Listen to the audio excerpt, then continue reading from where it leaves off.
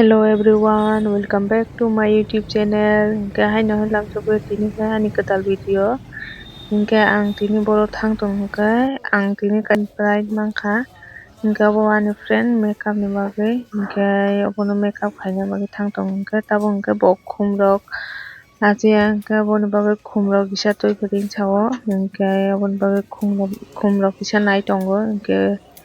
tabo hingke oro kwrui yang faiding yang kona o tui phujakha. Hingke oro kisa naika hingke oro bongni angka ba gulab toi puding sao hingke tabo gulab rang thangna bagui oro tiklai baka. Tabo hingke ang khum rok bo nai paikha. Hingke hokers thang tongo hingke hokers thangmani hingke bo mani kwchajang no hingke mani kisa tui pudi bo tebo nango hingke bo asuk pai malia hingke oboni bagui makeup ni mani se kono mani omoya hingke oro nang dogan paimani dogan jotono poto hingke oro kaisa phulang kaba oro nai tongkha oro nawi langsinai hino.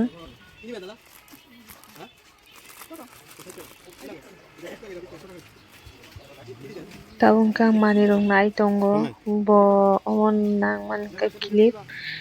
bolte omo khaimani hingke obono upin bopin najai hingke bo upin bopin nai tongo. Jara burui rok hingke to saimana hingke chwla rok hingke asuk saimana bo knowledge tongo ha khlaio hingke oro nai tongkha hingke lipstick rok kisa naimani hingke obo nai paka hingke tabo hingke kisa gift rok bona bagui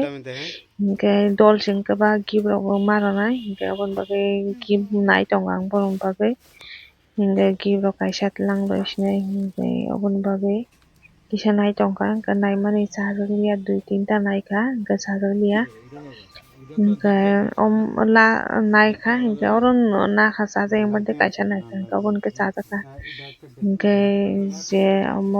obono rok packing khairokha hingke obo rang rok bo nalia packing khaidokmani hingke je omoni price bai no bo joto packing rok khai rohoka. Tabo hingke chwng mani rok naipaga hingke ba nagarjuna thang tongo. क्या बोला तूने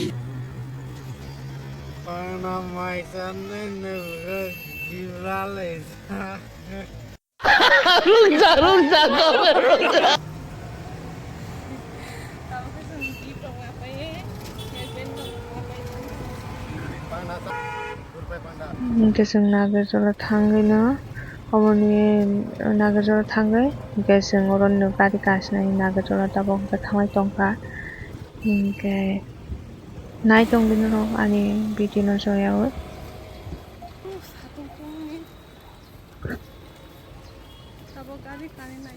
Tabo hingke tei kaisa oro nagarjuna paisokpaikha finally hingke tabo hingke omo gari. One eternity later. Hingke tabo hingke gari o kapaika. Tabo hingke chwng thanglai tongo hingke bisal bodai sobi nuksinai.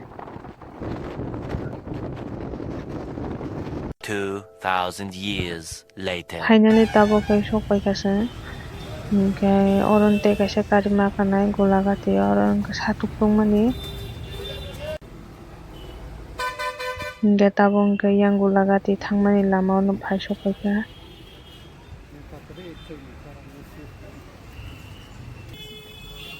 Mwkhang rok thongsuka omo hingke ani bag gift rok bo naidui. Tabo hingke let tongkha hingke ba golagati ni gari kana thang tongo oro no auto kaima thangna hingke tabo hingke auto kapaika hingke nai tongdui no golagati sobi no phunuknai.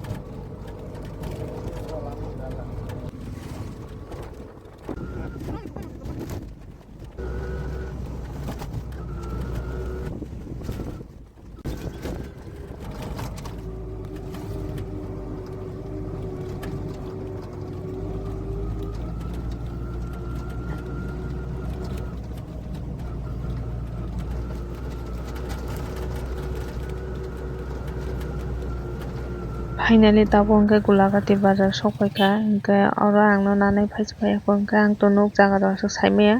hingke oro bazar o tongso hingke ang bazar o tongkha hingke ano lana hingke bo pai sokpaiyako hingke kisa wek khaina nangnai ang norong phunano Gulagati bazar kisa guri Mukhang purano somso pani satung kutung macam gari bas makhang ke bas terang sokata.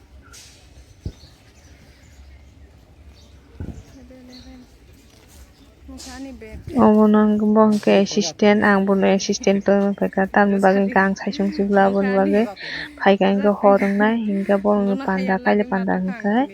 12টা 2টা rong surong nai hingga abon bagay omong pai prong ke lereng nai kang saisung ke to pai maya ang kabon bagay no bono toy ma peka rang paso beoi hajira ma to khata ang kang bono Finally tabong ka pai sokpai sing thanglai tongo je panda nogo ani dolni bon nogo hingke nai tongi no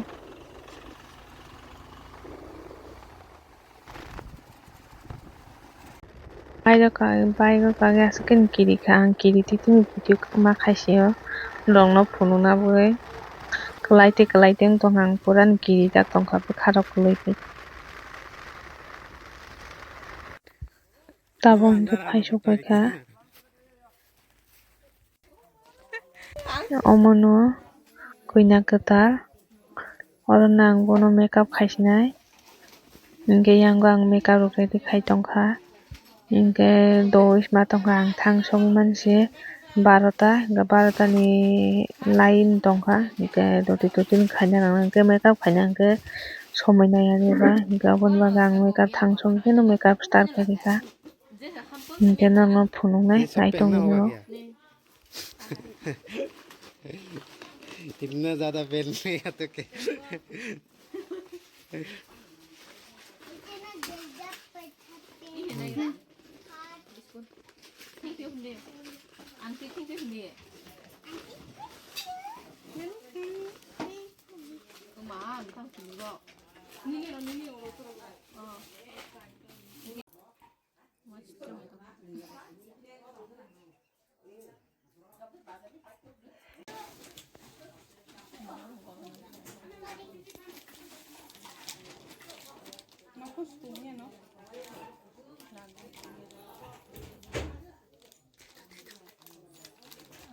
tabong ke makeup start tongkha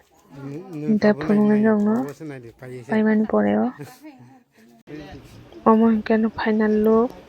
norong ang makeup khaimani bahai wngjabaika comment kai sadi hingke norong makeup artist nang tongkha hingke ang bai contact khaidi ano contact khaidi ani makeup khaimani bahai wngkha norok comment khaidi asung makeup joto no paiyako odek moroi tongo abo je photoshoot hingke ba ang kuna thangi naihorma tongkha borok hingke photoshoot khailai tongo kwchar rong hingke nahaini disturb borok photoshoot omo no hai phailai borok hingke pono motamuti paikha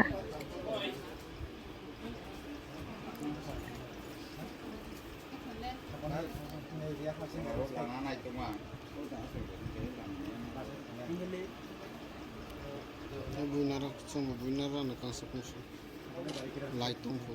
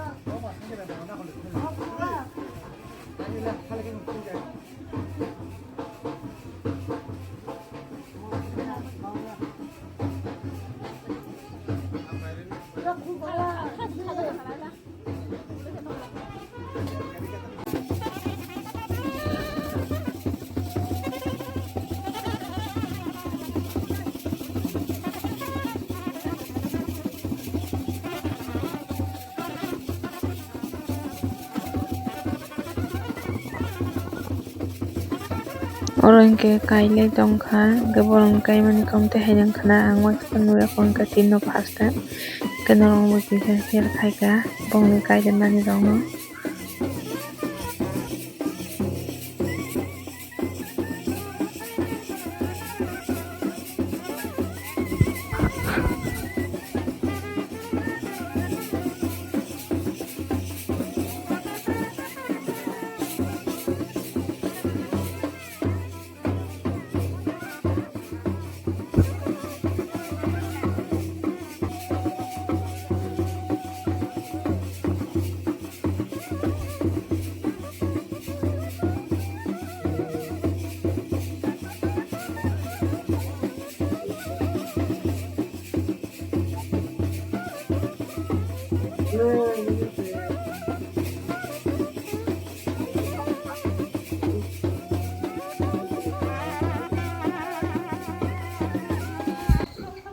Tabung hingke chwng gibrok kaijagui bo paikha kwbang borok kai paikha hingke tabung hingke nog bising tising tong hingke nog bini tising rijak hingke chwng oro no gibrogoi oro bo wngkha ba horni 6ta tam tongo hingke mai rok chagui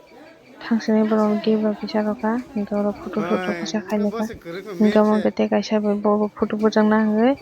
hingke bono bo ang si makeup khaio hingke nog bahai hingke sadi boni makeup no hingke tabung hingke chwng mai rok chawi kifil sinai lama kwchar mankha ba tabung hingke chwng mai rok chawai tongo hingke salsani mai chajaya hingke bukrok gas wngkha mai rok chai manliya hingke mai chabai kisa rest khai chwng kifil sinai nogo kifil sinai tongo hingke tabung hingke mai chalai tongkha মাংস soup এখনো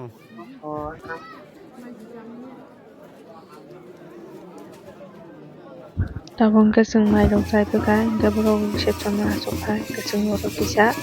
video rok khaika hingke oro hingke bank party rok kisa oro rest khaiye hingke abo hingke thanglai sinai hingke ang tini hingke video khai manliya tamoni bagui hingke link choka salsa basawai makeup rok khaika omo khaika hingke ba link aboni bagui achuk khai manliya hingke norok ani video no charwgui tongkha hingke like comment subscribe share khai di hingke norog makeup artist nangtongkha hingke ang bai contact khai di. Bini bagui asuk nung sini malai next